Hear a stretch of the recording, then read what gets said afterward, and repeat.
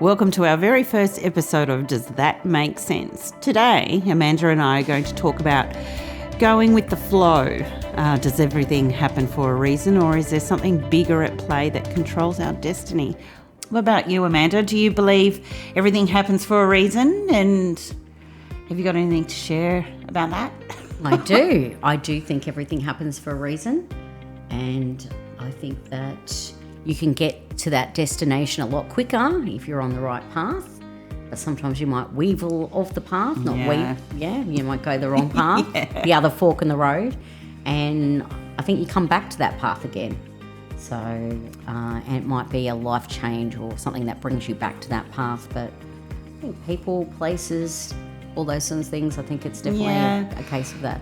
You know, I look at my past and even with work. So I remember prior to me starting my business, which I've been doing for 19 years, I think it is now, that it was the end of a business partnership of people that I was working for, a company that I was working for. And at the time I was young and I felt like a kid in the middle of a divorce, and I had to get out, and I thought I'm starting my own business. And, you know, if that hadn't happened, I wouldn't have been successful at what I do for so many years. What about you? Oh, well, the exact same thing happened with me with my business. It's like I funny enough, I was writing down an affirmation every day saying, just wanted to earn more money and work less, and I was tired of working from 9 to 5, and some days you're busy and some days you weren't, and I wanted a little bit more control of my life, and I didn't know how it was going to work out, but I knew that I was going to have a baby sometime, and I was actually think this was happening to me when I was pregnant, and I thought I just need to be working less and but still earn money. I still wanted to do something, and not just money, but just do something. I kept writing the same thing down, and then sort of prior to that, I've been working for an agency, and then lo and behold, while I'm pregnant, they said, I want to get out, the owner said, I want to get out of this business. I can't do it anymore. And you either need to take over the client by yourself. And look, it just evolved. It was like one of those things where... Natural progression. Yeah, it was like I had almost the cart before the horse. I had the client, and then I had to build the business around it. And I would never have built that business if I didn't have that already sitting there.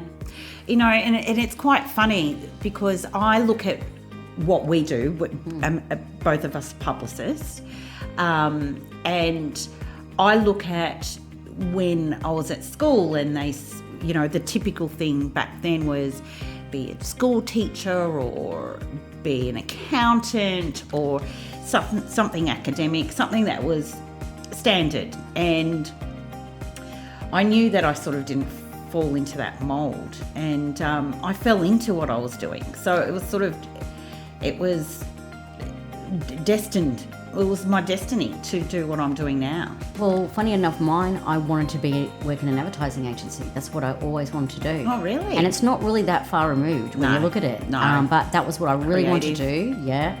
But the problem was at the time, everyone wanted to work in an advertising agency, and the courses were really hard to get into, and I couldn't get in. Yeah. So then expensive. Yeah, well, I mean, you had to have I grew up in Queensland, you had to have a certain TE school, because at the time everyone wanted to work in advertising. It was like booming.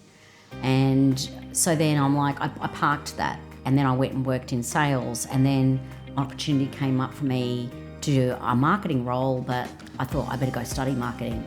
And then that sort of studying marketing somehow worked in marketing roles, etc., and then led me to an agency. So it's like I came back to what I wanted to do at the beginning, but it's like I picked up I weaved away. I weaved off this other little path for a while.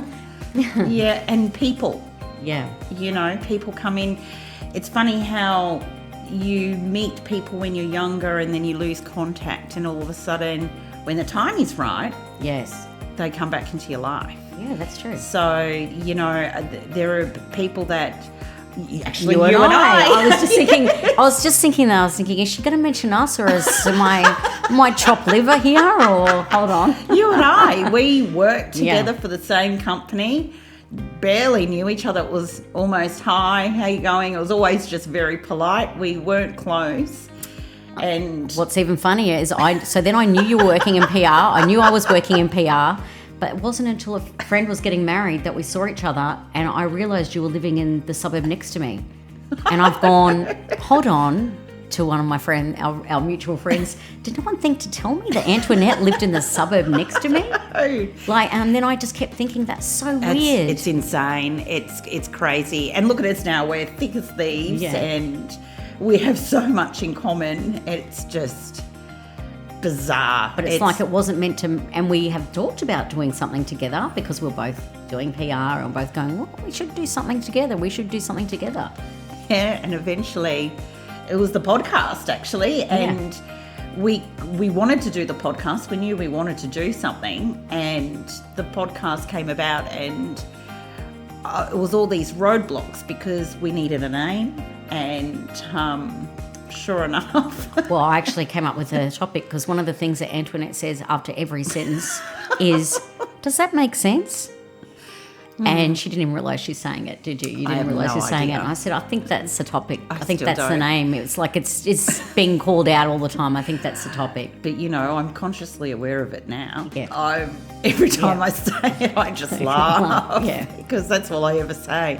And, creating the name, getting the domain, getting all of our social handles, it just flowed. The doors just opened and opened. It was meant to be. And that's how it works, I think. When you know when something is meant to be, like it just seems to be, it flows. Easy. It flows and it's easy. And when you're getting roadblocks and when you get those stops, doesn't mean it's stopped forever, but maybe something else needs to happen before it. Yeah. And then it might come back to it, like with myself, like wanting to be in that advertising, or I need to do other things first and meet other people first, and then it comes up. And should I go down the path of relationships? Should we go down that path? Yeah, we can go down that path, I think. And because I think that's the big one that people sort of think. And I think most people agree. And I'd be really interested in people actually contacting us and letting us know. But I think people certainly come into your life at certain times, and maybe they're not there forever. No, true. Maybe, there might be an ending at some point, but when you look back, they were meant to be there, and you did learn a lot from the experience. So I think that's definitely, relationships is certainly one of them. I actually remember when I was dating a guy, an Irish guy. I met him in Thailand. I don't even know the story. I thought I knew all the stories. You don't. They come out of the woodworks. And he followed me to Australia. Oh my God, I didn't even know this story. Yeah, it was just insane. And he drove me nuts because I was too free. I'm a free spirit, as you know. And he was almost suffocating me. And I remember when I sort of said to him, I think it's time for you to go back to Ireland. Did he go back? We had no choice. Yeah. And he said to me, the next person that you meet is going to be the one you're going to settle down and have kids. And sure enough. That happened? That exactly happened. Yeah. Oh, wow. I didn't even know about the Irish guy. Where is he now? No, no. This is not. Hennessy. This is not manifesting any form of. Contact us if you're in Ireland and you've been looking for getting in contact with Antoinette. We'd like to hear from you. No, thank you. We're not manifesting. And that's my off topic today. Now, let's go down destiny or fate. What do you think about destiny and fate? I think we do definitely have free will, and we create our lives. And if you believe something strong enough, it does happen, the good and the bad. I think if you've got these beliefs, whether they're conscious beliefs and subconscious beliefs that we've attracted along our journey in life, I think they will show up for you in the form of people. You'll draw something out of someone, to sort of re-echo that belief. So I do think it's definitely, look, this is how I would put the analogy. I think of it like we can either be, and I'm going back to a very old reference, remember the pinball machines? Like it's like, are you that little showing ball? Your age, yeah, I am. Maybe exit that part. When are you the pinball machine that's being bopped around? Yeah. on the machine, and then it goes down, whatever. Is that how it goes? I don't know. Share that again. They used to, One more time, come on. Dun, dun, dun. It's like, I don't know. I can't remember. I didn't really used to play them much. But clearly they made not. a lot of noises. And I think that, are you that ball that's hitting things along the side and then you go wherever you're meant to go? Or is it more of a like, well, hold on, I've got control of this and these are things I really want. Yeah. And being conscious about it. I think that where you are destined to end up, you will end up in the end.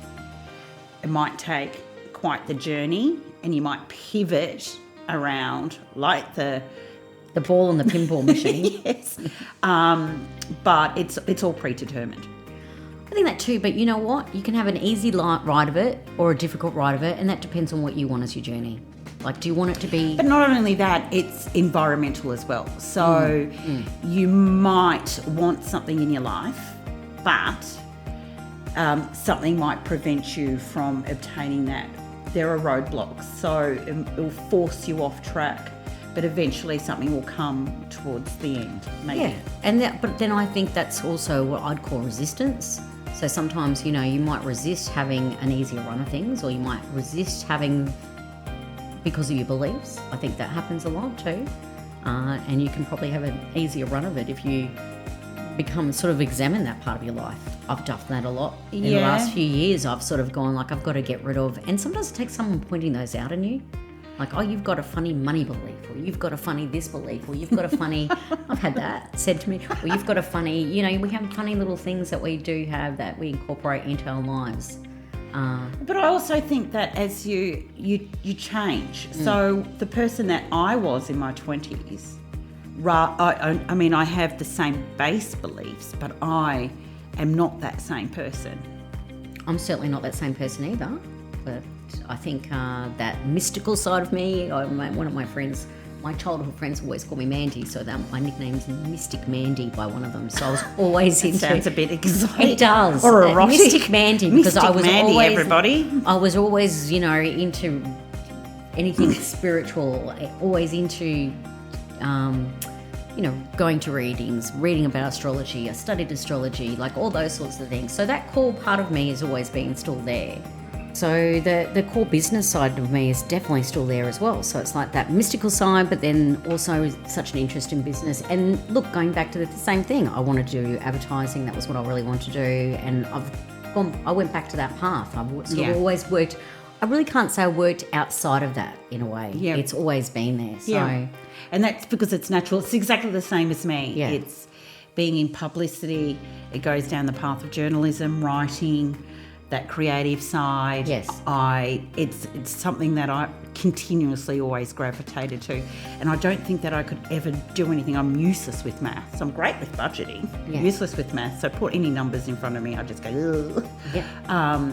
But writing and talking, hence podcast, is something that flows, comes naturally.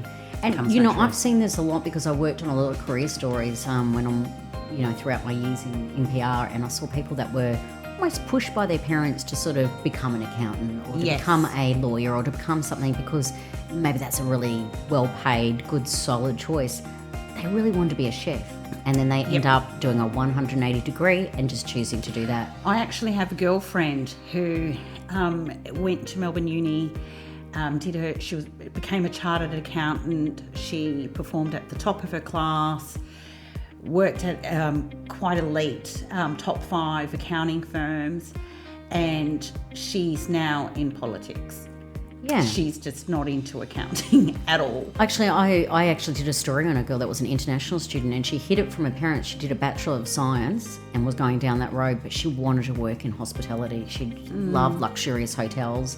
And so she actually went and did a whole degree and hid it from her parents because she didn't want them to know. So and that's the choice she went into in the end. But and I'm a believer, I would highly recommend anybody that is listening, you always gravitate, whatever you gravitate to, follow that path. I look at my children, in particular my son, he's a sport crazy enthusiast. He's watching the Olympics. any sport, he is all over it. He wants to know about it. He'll learn about it. He's a great athlete. So whatever he does in life, hands down, I firmly believe he will be doing something in sport, whether it be him being an athlete of some sort, or whether it be sports therapy or physiotherapy, or he could be a PT. It's something to do with fitness, because he's always been like that. He's been that kid that has been on the go, and anything with sport, he's all over. Yeah, look, I find the same thing. Definitely with my son, he's like definitely into maths, and he's always been ahead in probability and statistics. I failed statistics when I was studying marketing. I had to repeat that subject. So it didn't come from me. We should ask him what the probability and the statistics of our podcast, how that's going to go. I don't think we should, because he's... when you're the mother, it's like, it's like you're always like, what are you doing? I know. And then what about gut instinct? I mean, as far as choosing what you should do and what you shouldn't do, I'm a big believer in following your gut instinct. And me. Yes, I know you are too. And look, I think you pay the price when you go against your gut.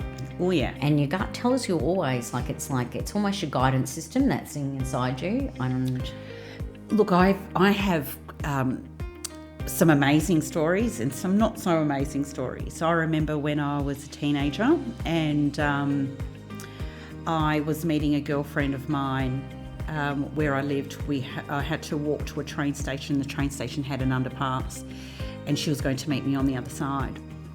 And I remember distinctly, I was walking and I saw a strange man, and my instincts told me to be really, really mindful or weary, but I wanted to be assertive because I didn't want to be afraid or show him my fear. And I remember walking up the ramp to meet my girlfriend who was on the other side, and as I got up, and when I reached the front of the underpass, I ran through it, and all I could hear from my friend was her screaming, "Antoinette, run!" And I turned around and he was charging after me, and we ran so fast and so hard. But that is a prime example of my intuition gave me all those warnings, the red flags. I did listen to them, but I was being smart with how I approached it. I think also we don't want to be rude, we want to be polite. So sometimes we're like, I should, it's like maybe getting into a lift with someone that you feel unnerved, or, having someone around you. I think the thing is, you look at animals, they are driven by their instincts. Oh, yeah. And they don't question it, they just run by instinct. Yep. Whereas we tend to let our brain take over sometimes, and our logical brain says, that's, questions things. Whereas if you just went with your gut instinct, how many times do people say that? I knew, I thought it, I had this feeling, or my gut told me not to do it, or, and look, I'd let it be a driver for my business, like my gut instinct. And I definitely sort of think it's there for a reason. Yeah, look, even with people, it's working with people of where my instincts have thrown warning bells that problems would arise, but not realising I was going to be the one that was going to be the pitfall of the problems. But I knew instinctively that there was going to be a problem. But I also, where I've gone against my intuition, is of where I've tried to find answers because my mind was clouded, or I wasn't in a good space, and turning to people that I knew I really shouldn't, and I had all the red flags, everything telling me no, and I went against it. And that was purely because I was desperate for answers, or I was in pain, or I just needed the help and support. But it was catastrophic in the end. It didn't help. It made it worse. Yeah. So I think it's always those. I think where you sort of have to come to is like, if you're looking for answers and you're feeling that uneasy feeling, then it's probably a problem. Yeah. And whereas if it's feeling good and it just flows and everything, it's more so, well, that's That's Yeah. where you spend your time. Yeah, and well, that's my biggest learning. I think that I've taken of where I have lost, good friendships as a result of not listening to my instincts. And at the end of the day, I'm betraying myself. My instincts, I am telling me this is not good, don't do this, or this is good. But when I go against myself, I'm ultimately betraying myself. I do understand what you mean. It's self-betrayal. So how about some useful tips you might have on how to get unstuck if you've taken that wrong path, if you've gone against your instinct and you find yourself in the cauldron of fire, whatever it is. Cauldron of fire. That's a bit dramatic. That's what I just thought of straight away. But no, you find yourself really in that spot where you're almost blaming yourself because kicking yourself. I'm kicking myself that I didn't listen to my gut instinct. I didn't go with what I should have done. You know what? The first thing that, if it involves somebody else, if it involves another person, is own it. I think that the moment that you own it and acknowledge it and stand up and say, be responsible. Yeah. I think taking own your own responsibility. mistakes. But that then follows back with where I was saying, I think you create your own life, because if you can just, number one, take responsibility for your life, then straight away it's all in your... Yeah. That certainly then things come along, but it's it's like that half glass empty, half glass full approach to life.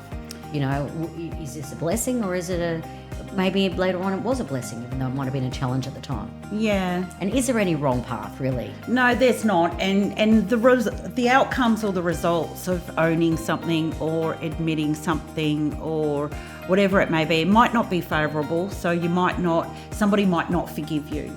And that's okay. That's their free will. That's their choice. But at least you know within yourself that you have tried to make amends. You have owned your mistakes and try to explain that. And that's the only thing that you could possibly could do. And I think meditation, doing things where you're being more mindful, so going walking in nature, all those sorts of things. I think if you stay in your head for too long, that's like always disaster. Oh, so yeah. I think it's, I didn't really understand mindfulness for a long time, and then I started to understand it when I heard someone being interviewed and they explained it's like, just, if you're washing the dishes, I mean, I don't wash them, I put them in the dishwasher, but if you're doing something... It's a bit like the ping pong machine. Yes, really. If you're doing something, you actually really focus on what you're doing. I do too. Yeah. But not only Walk that... mindfully. So instead of walking, complaining on the phone, and I see people doing this... Self-aware. I actually leave my phone behind sometimes and I go walking and I look at nature and look at things and try and be more in the moment. I think when you're in the moment, and kids do this for you, animals do it so beautifully. Like you can pat the cat, play with the dog, like those sort of things. You stay in that moment. Yeah. And that is mindfulness. And I think it's like I never really understood it until I understood that act of, playing with the animal and not really worrying or thinking about anything, but just getting that pure joy. And I think that's why you see so many people got animals right now. It's like they've just wanted that sense of calm, distraction, calm, companionship, that sort of loyalty. The biggest thing for me as well is being really hard on yourself. Where I've made bad choices or bad decisions in the past and I've gone against my instinct, is I've gone into self-punishment and self-loathe and self-hate and angry at myself, where you need to have that act of forgiveness. You need to forgive yourself. So owning it and forgiving yourself, but also the mindfulness, because that's important. And then letting it go. Letting it go, and then it's like I always think of Be it Elsa. like dust off. Be Let Elsa. It go. Yes, like Elsa, yes. Be like Elsa. And also, I think it's like, like that boxer analogy, like, okay, you're down, but then it's just get back up and like ding, ding, like round 44, whatever it may be, you just sort of start again, dust yourself off and sort of keep going. But you might need to sort of be kind to yourself rather than being 100%. Let yourself be boxed. No, exactly. And, that self-punishment is pretty real, but with methods. I mean, it's really easy to preach or to say to somebody, do mindfulness or self-love or whatever it may be. But finding methods being able to do that is the next level. So for me, when I learned that that time of where I went against my instincts, I learnt where if I needed to find out whether I should do something or should not do something, or whether a situation is right, is just to pause. So rather than being reactive, is just to pause and come back to it. And I would do my breathing techniques, like the box breathing, breathe 4 times in, 4 times out. Yeah. And I would listen to my instincts, my gut. But it's not just listening to it, it's trying to close off the mind and finding how I felt. Yeah. So if something tensed me up, or if something felt joyful, then, I would sort of know whether I was doing the right thing or the wrong thing. But if I was still unsure, I would stay away from it and then come back to it. That's why they suggest meditating in the morning, so you start your day in that really clear space. Or I just call you. Yeah, that's true. And I can talk you down from the ledge. Yes, exactly right. That's exactly right. Or I can say, Amanda, hold on to this. Do not let me do anything. Just hold on to it. That's good. And then if I really need it, I'll come back to you. And 9 times out of 10... Find a good friend. 100%. Find a good friend. Find a nice pet. Yes.